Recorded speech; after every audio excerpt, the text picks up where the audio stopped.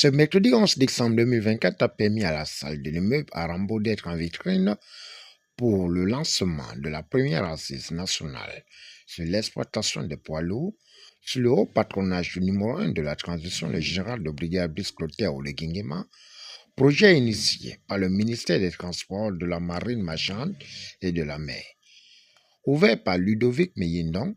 ministre de l'Habitat, de l'Urbanisme et du Cadastre, suite à l'empêchement de Dieudonné Loïc Ndinga Mondouma, ministre de tutelle, en présence des autorités de la transition, invités de marque, des experts nationaux et internationaux, opérateurs économiques, sous la supervision d'Emmanuel Marcos Meillet. L'un des grands défis auxquels le gouvernement de la transition est confronté est fort probablement celui de la réforme du secteur des transports et ses différentes composantes. Car en effet, les infrastructures, les normes et les services liés au transport sont au cœur de toutes les problématiques de stabilité, de coopération, de partenariat ou de cohésion sociale.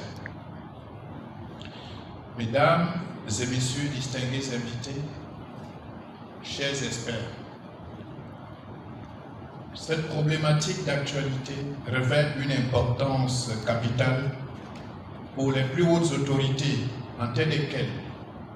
Son Excellence, le général de brigade, Brice Clotaire Oléguinguema, président de la transition,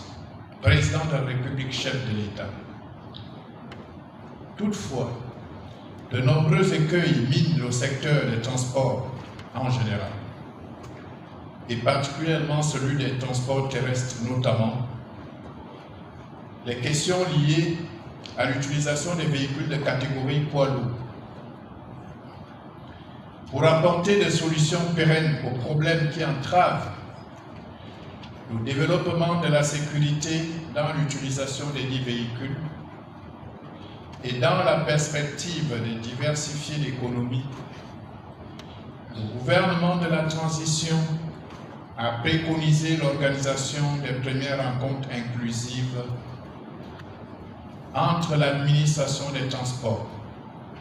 les administrations parties prenantes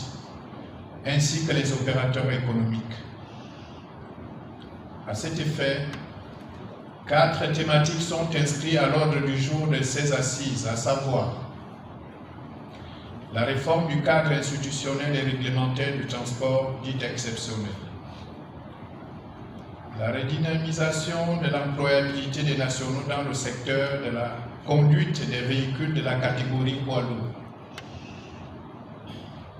la conduite des véhicules de la catégorie poids lourd,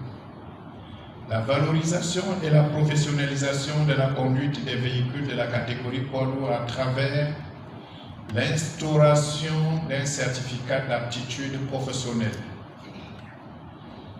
la priorisation de la sécurité du secteur par l'instauration du certificat de carrossage et l'exploitation de la démarche à conformité. Nous notons qu'après l'ouverture des assises devant une salle qui a reflé du monde, la deuxième charpente ayant pour Ariane renforcement de la réglementation de la sécurité routière pour favoriser l'objectivité et la traçabilité des recettes fiscales